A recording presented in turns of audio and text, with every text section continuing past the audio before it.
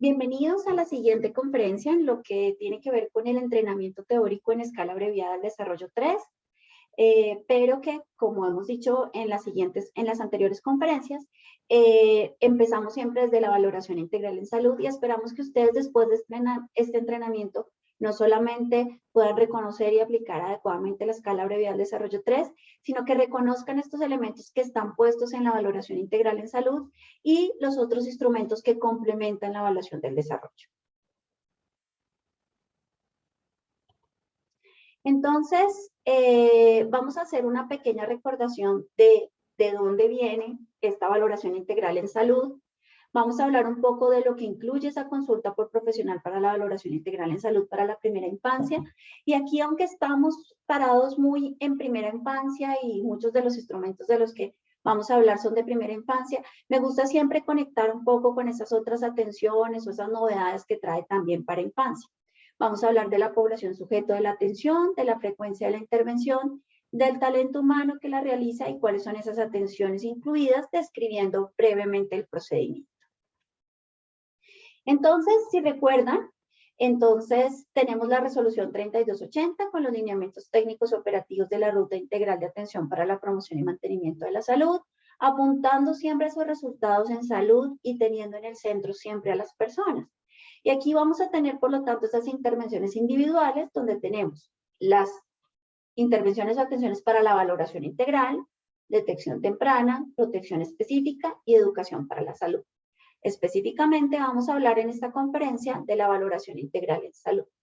Y aquí les traje los resultados en salud parados en los niños y las niñas. En las presentaciones anteriores, cuando hablamos de atención integral en salud, pudimos ver esos resultados en salud para la promoción de la salud en los diferentes momentos del curso de vida. Aquí específicamente para los niños y las niñas vamos a tener estos 10 resultados. El primero, niños y niñas que se desarrollan adecuadamente, perfecto para este espacio que nos trae de la valoración del desarrollo. Niños y niñas alimentados exclusivamente con lactancia materna, fundamental porque la lactancia materna también promueve el desarrollo. Personas, familias y comunidades que cuentan con redes de apoyo comunitarias y sociales para la promoción de la salud. Niños y niñas con adecuado estado de salud nutricional de acuerdo a su edad. Niños con adecuado estado de salud bucal, visual, auditivo. Niños que cuentan con detección temprana de riesgos y niños sin morbilidad y mortalidad evitable. Resalto el resultado 8 que no lo he leído previamente, porque este es un resultado que no está parado solamente en los niños, sino que tiene que ver con lo que está alrededor de los niños y es su familia. Por lo tanto, tenemos personas cuidadoras con prácticas para el cuidado de la salud y crianza promotora de la salud y el desarrollo. Todo lo que nosotros podamos hacer en la consulta, no solamente valorando el niño y la niña, sino todo lo que vamos a hacer también para promover su salud, pero que vamos a incluir a su familia, tiene que apuntarle a este resultado que haya familias que puedan cuidar, que puedan tener esa crianza promotora, teniendo en cuenta que son sujetos de derecho y que requieren promoción de su desarrollo. Entonces, ya hablando de la consulta de profesional para la valoración integral en salud para la primera infancia e infancia, pues hablamos nuevamente que está centrada en los sujetos, que tienen en cuenta esos elementos y principios del curso de la vida, y que va a ser ese procedimiento que va a articular esa serie de atenciones esenciales para aportar esos resultados en salud desde esa perspectiva de integralidad, y que le va a apuntar a ese desarrollo humano integral. ¿Cuáles van a ser los objetivos? Pues previamente nosotros sabíamos que en una consulta previamente llamada de crecimiento y desarrollo, podíamos valorar ese seguimiento a cómo iba la salud, pero estábamos muy parados en revisar solamente cómo estaba su crecimiento y hacíamos una evaluación poco profunda del desarrollo. Pero acá realmente tenemos que hacer una valoración y un seguimiento integral a la salud. Y esto va por los diferentes momentos del curso de la vida, pero acá específicamente en primera infancia e infancia. Vamos a poder identificar y detectar tempranamente esas alteraciones que afectan negativamente la salud, esa exposición o presencia de factores de riesgo. ¿Para qué? Para prevenirlos, para intervenirlos. Y muy importante, vamos a potenciar capacidades, habilidades y prácticas que permitan promover ese cuidado de la salud y fortalecer los procesos del desarrollo por medio de esa información en salud que podamos brindar en la consulta. Y por último, vamos a construir ese plan de cuidado. En las historias clínicas normalmente uno hace un análisis y posteriormente hacía un plan, pero ese plan normalmente era muy para el profesional.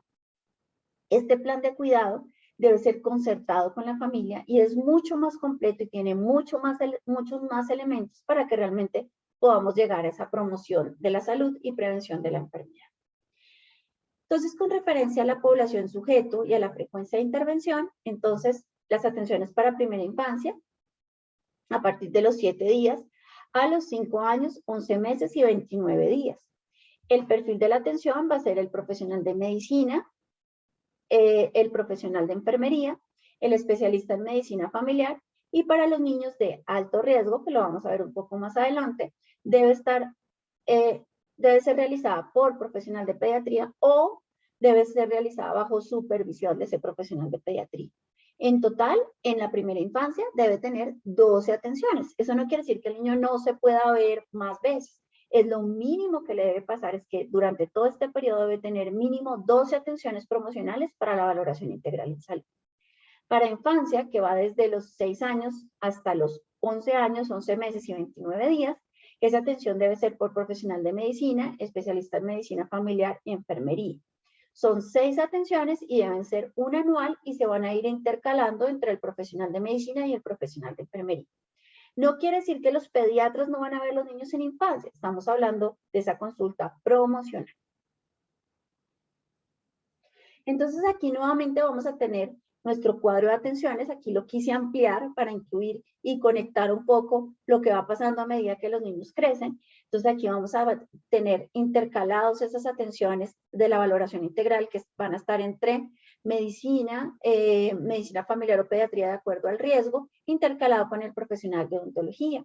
Vamos a tener una atención muy importante también, que es la consulta de promoción, apoyo a la lactancia materna, que es adicional a esa consulta de valoración integral y está puesta específicamente para promover, apoyar y proteger la lactancia. Y vamos a tener también esas otras intervenciones o atenciones de detección temprana, protección específica y de manera transversal los ciclos de educación para la salud. Y aquí los niños van caminando hasta llegar a la adolescencia, donde también van a tener sus diferentes atenciones.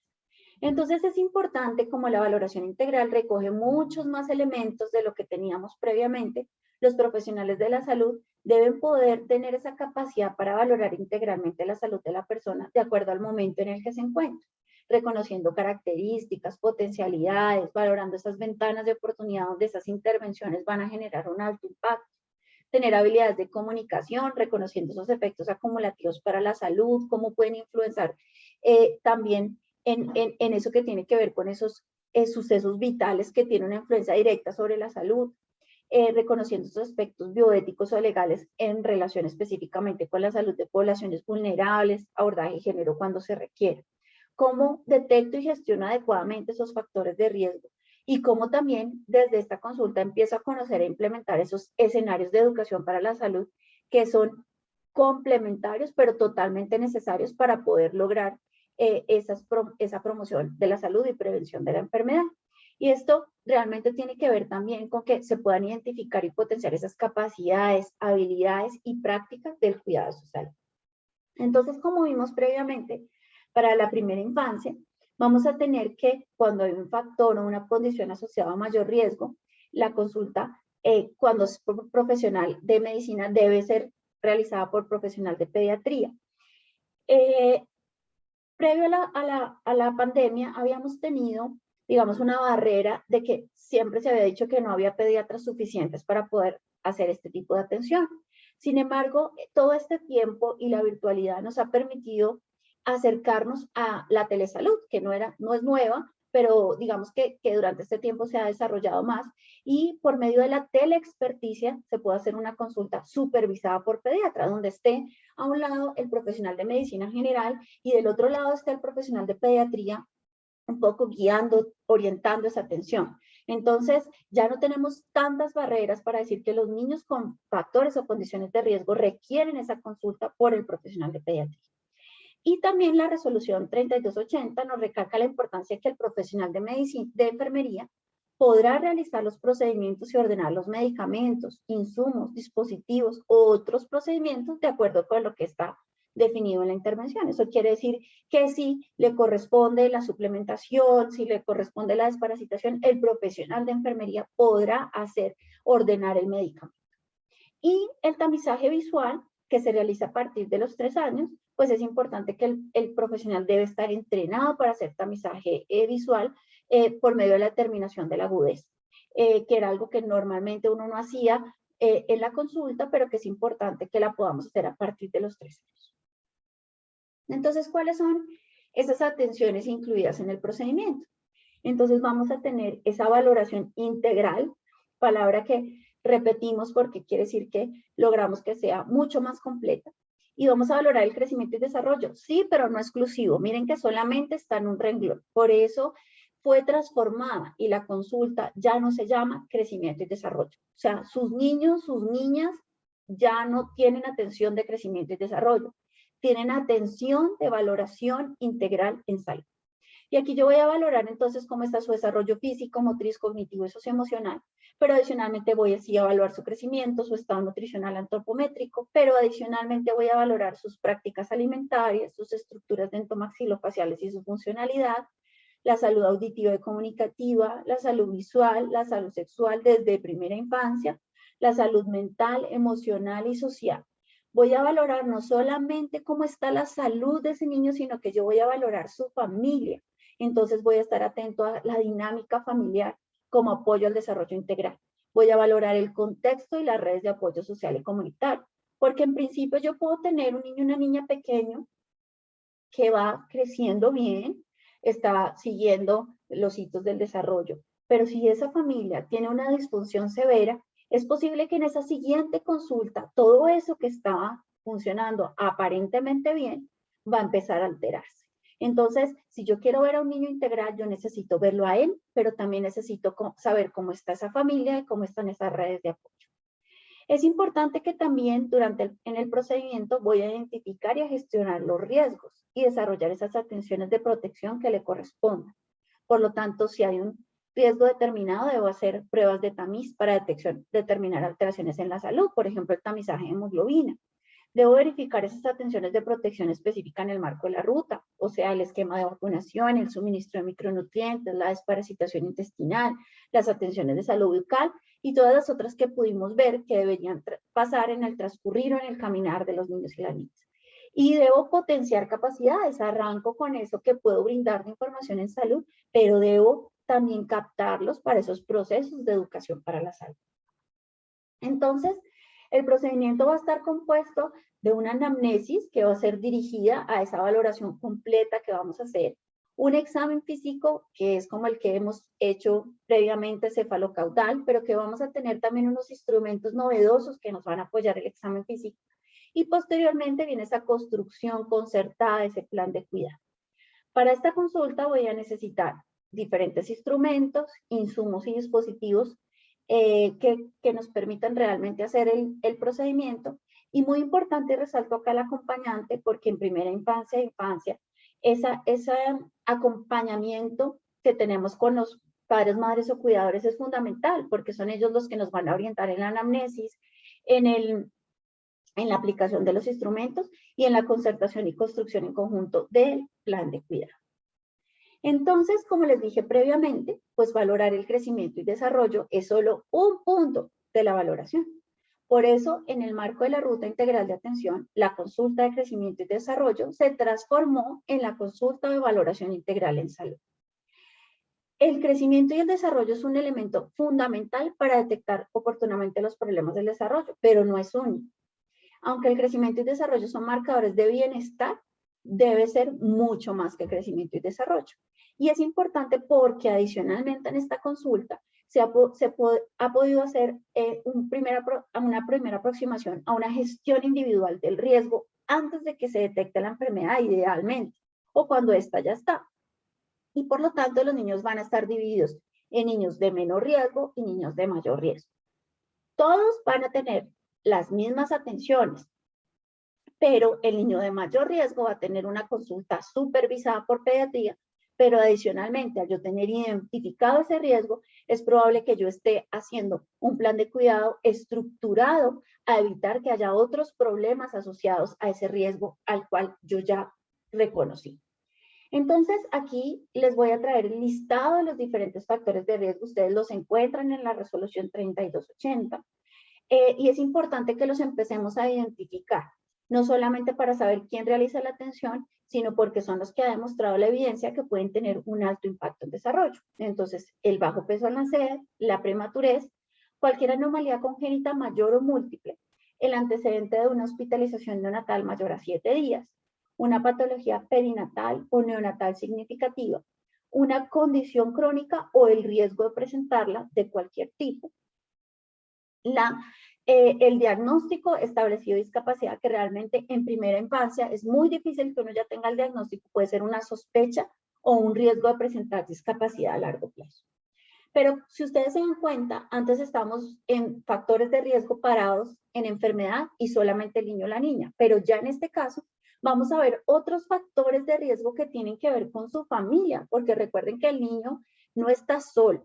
Por lo tanto, si es hijo de madre con sospecha de diagnóstico de depresión postparto, tiene mayor riesgo. ¿Por qué? Porque cualquier patología que afecte la salud mental del cuidador va a tener un impacto directo en qué cuidado se le está generando a ese niño o esa niña. Entonces es importante, va a ser de alto riesgo.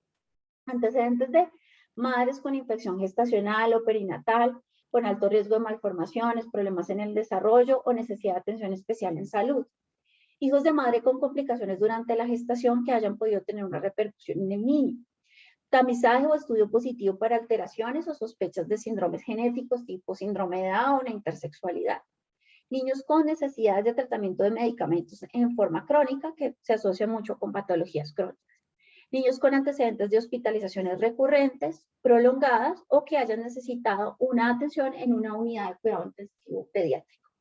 Esto porque las hospitalizaciones no solamente nos están hablando de una condición que puede estar crónica o que no está siendo bien manejada, sino que también durante esas hospitalizaciones podemos tener retrocesos o afectaciones en su desarrollo que van a requerir una intervención específica.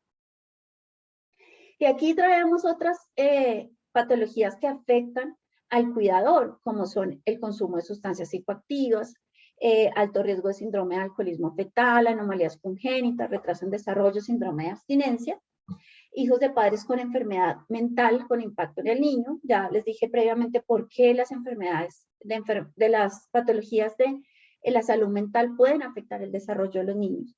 Niños y niñas acompañantes de mujer en privación de la libertad. Estos niños están con su mamá, pero no tienen un ambiente propicio para su desarrollo, entonces son de alto riesgo. Niños con padres o hermanos con una enfermedad catastrófica o discapacidad.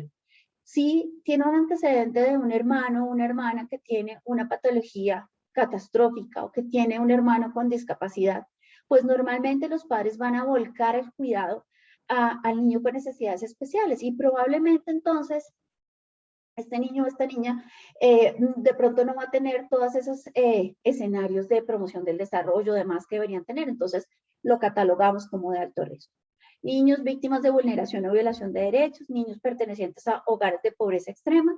Esto lo hablamos previamente de cómo esos determinantes sociales son y afectan directamente el desarrollo y la salud. Y los niños que deben ser atendidos en rutas específicas de eventos de interés en salud pública. El caso, por ejemplo, de la desnutrición. Entonces, esa diferenciación del riesgo de primera infancia, ¿en qué impacta? Pues mejora la oportunidad de detección de alteraciones del desarrollo. Es un niño que yo ya sé que es de riesgos, estoy mucho más atenta a saber cuál puede ser su problema. Garantiza la evaluación por especialista. Recuerden que dijimos que su consulta por profesional de medicina va a ser directamente con especialista o supervisado por pediatría. Por lo tanto, hay una capacidad resolutiva. Yo puedo hacer en esa consulta un diagnóstico, puedo instaurar un tratamiento desde niveles menos complejos de atención.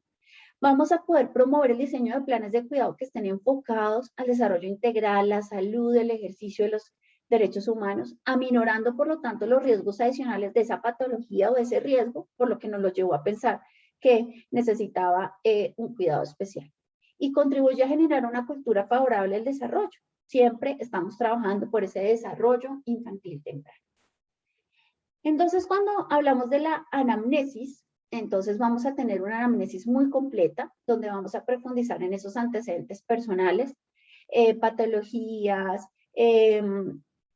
medicamentos, hospitalizaciones, y vamos acá a incluir, obviamente, todos esos antecedentes familiares de riesgo, y esto me empieza a brindar esas señas a saber si ese niño es de mayor riesgo o no.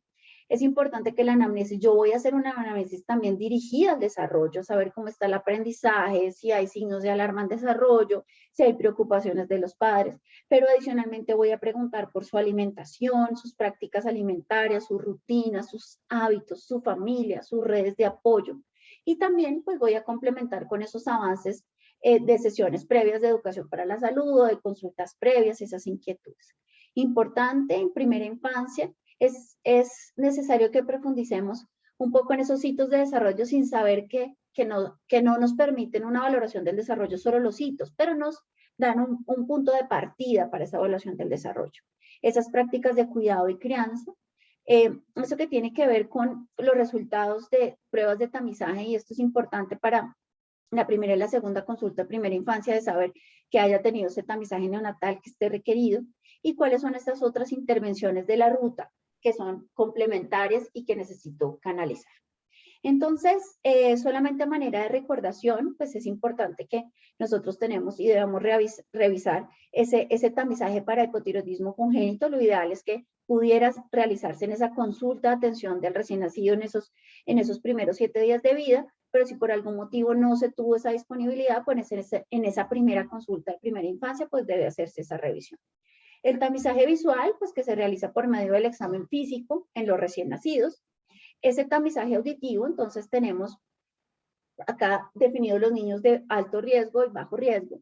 Ese niño de alto riesgo debe tener ese tamizaje con emisiones otoacústicas y con potenciales evocados auditivos, y es obligatorio que lo tenga. Si en el caso que llegó a la consulta y no se le realizó al momento del parto o recién o los siguientes días del nacimiento, tenemos hasta los 3 meses de vida para realizar. Ese niño de alto riesgo es el niño que tiene cualquier antecedente de riesgo, bajo peso, prematurez, hospitalización prolongada en la unidad de cuidado intensivo, un papá o una mamá con antecedente de sordera, una sospecha o una patología de Storch. Entonces es importante que los reconozcamos, están puestos en la ruta de promoción y mantenimiento de la salud. En la ruta materno-perinatal van a estar definidos previamente estos factores de riesgo. Y con referencia al niño o la niña de bajo riesgo, pues esta es una atención e intervención que está en progresividad. Progresividad quiere decir que hay un tiempo para que logremos la meta, pero no quiere decir que no se deba estar realizando y que se deba estar avanzando para que todos los niños en Colombia tengan tamizaje auditivo. Y el tamizaje para cardiopatía congénita, que se realiza por medio de la pulsoximetría pre y postductal. Entonces, en esa primera consulta, pues yo debo interrogar que se hayan hecho los tamizajes requeridos, y en el caso del tamizaje auditivo, pues todavía tengo hasta los 3 meses de vida para poderlo realizar.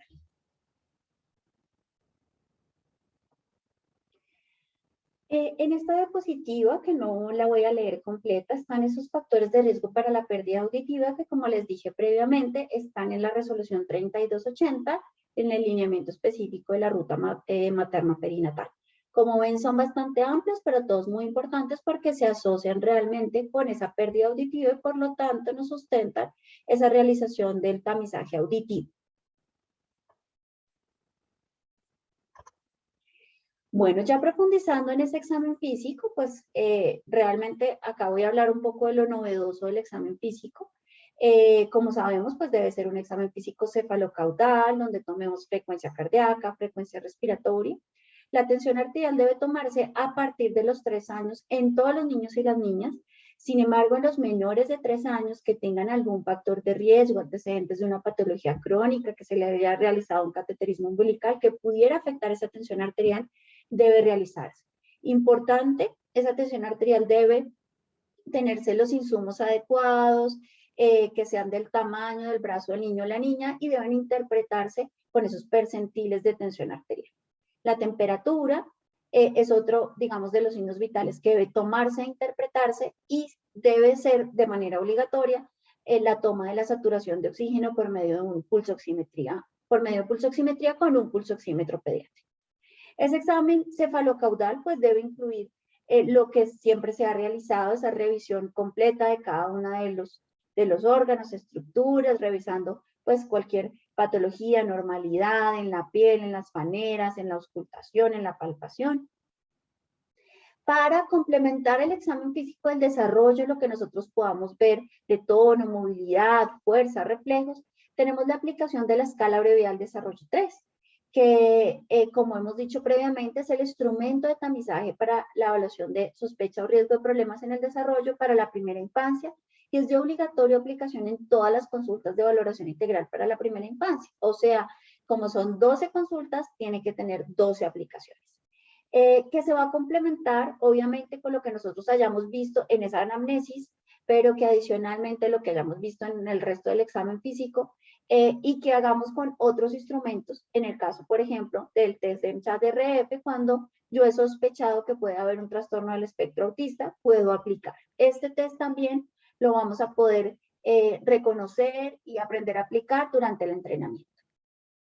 Y quiero traerles acá, aunque esto no es de primera infancia, sino de infancia, tenemos complementariamente a la evaluación del desarrollo que se realiza por medio de la anamnesis, de cómo está su socialización, su rendimiento escolar, en los niños con discapacidad intelectual o la sospecha de discapacidad intelectual, yo tengo la posibilidad de hacer el test de figura humana de Gudenod-Harris, que es un instrumento opcional, igual que el test de MCHAT-RF ante un riesgo detectado, el test de MCHAT-RF ante sospecha de trastorno de espectro autista en primera infancia, entre los 18 y 30 meses, y el test de figura humana de Gudenod-Harris para la infancia entre los 6 y 11 años.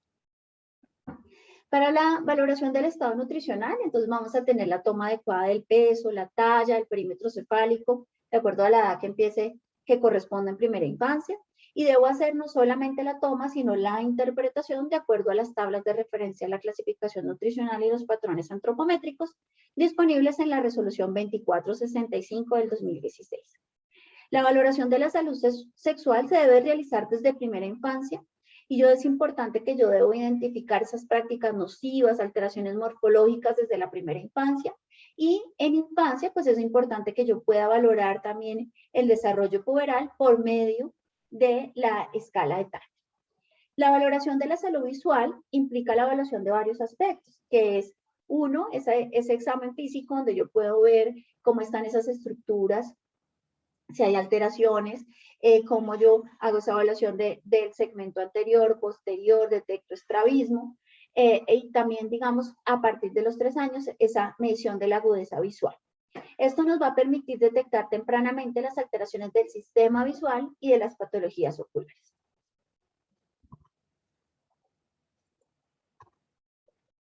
Cuando pasemos entonces a la valoración de la salud auditivo y comunicativo, pues lo que hacemos normalmente en el examen físico, que valoramos el pabellón, el conducto auditivo externo, la membrana timpánica por medio de la otoscopia, pero tengo complementariamente 2 instrumentos. Uno que es la lista de chequeo de factores de riesgo de las enfermedades del oído, las alteraciones auditivas vestibulares y de la comunicación.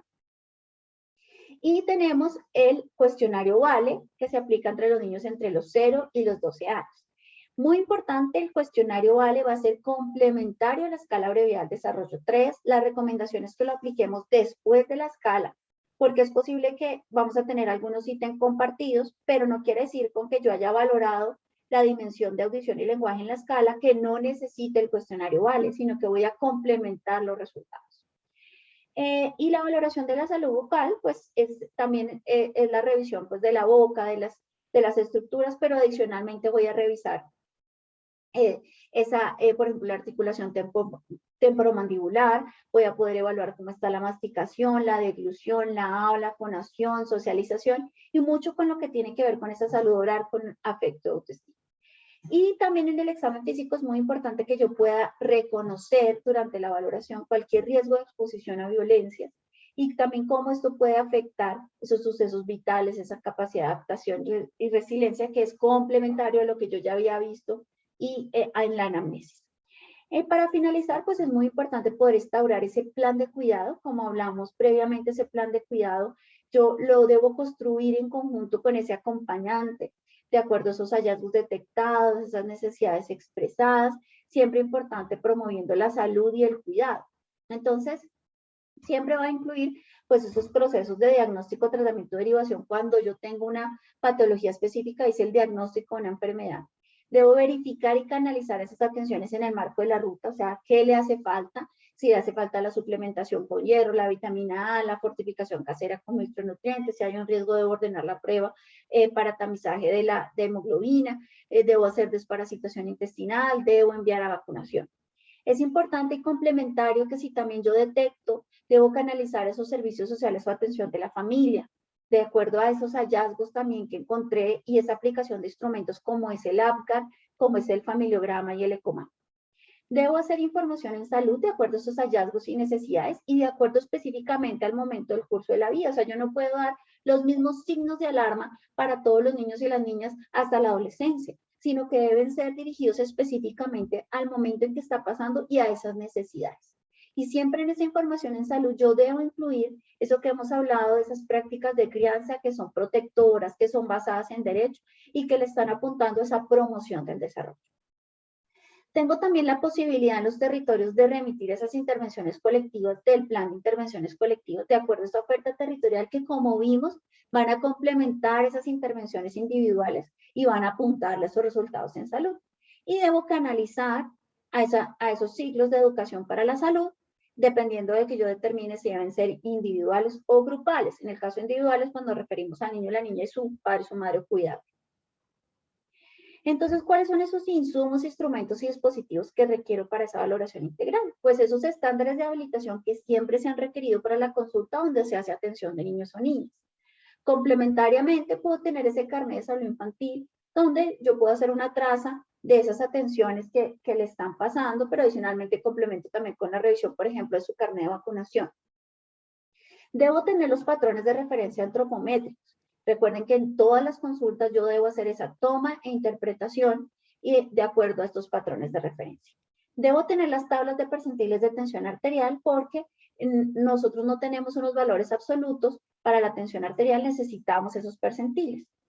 Sí, digamos, van a encontrar a veces en algunos cálculos de presión arterial media, pero esto se utiliza más en los servicios de urgencias ante alguna patología o niño crítico además que debo hacer un cálculo rápido. En la consulta yo debo hacer esa toma juiciosa, con tranquilidad además de la atención y debo interpretarlo en la tabla de percentiles.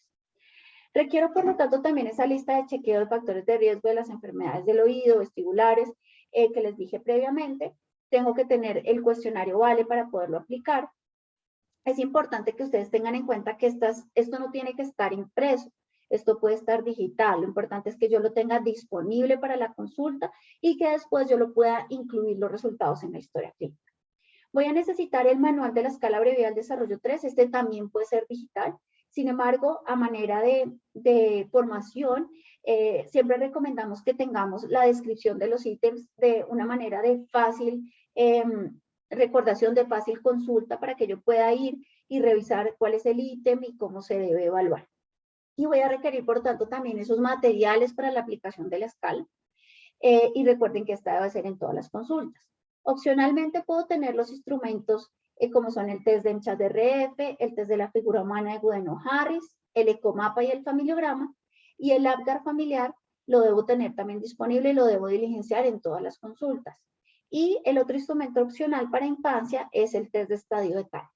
Entonces, para poder un poco hacer acá la división para que ustedes tengan claridad, para primera infancia, obligatoriamente debo tener patrones de referencia antropométricos, debo tener cuestionario VALE, debo tener kit o materiales para la aplicación de la escala y APGAR familiar. Como les dije previamente, esto puede ser digital, pero como se debe aplicar en todas las consultas, pues sí es importante que lo tengan y lo tengo señalado aquí en negrilla.